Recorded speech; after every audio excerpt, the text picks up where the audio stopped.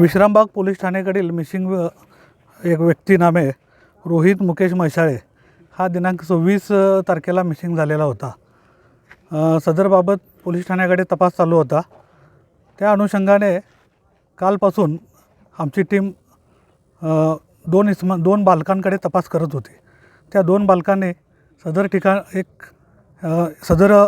Missing व्यक्तीस मारून टाकले असल्याचं त्यांनी सांगितलेलं आहे।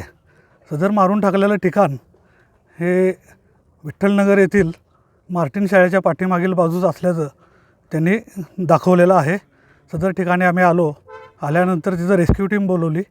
त्यानंतर मारून टाकलेली विहीर जी आहे त्या विहिरीतून एक बॅरेल बाहेर काढण्यात आला आणि बॅरेलमधून मृतदेह बाहेर काढण्यात आला।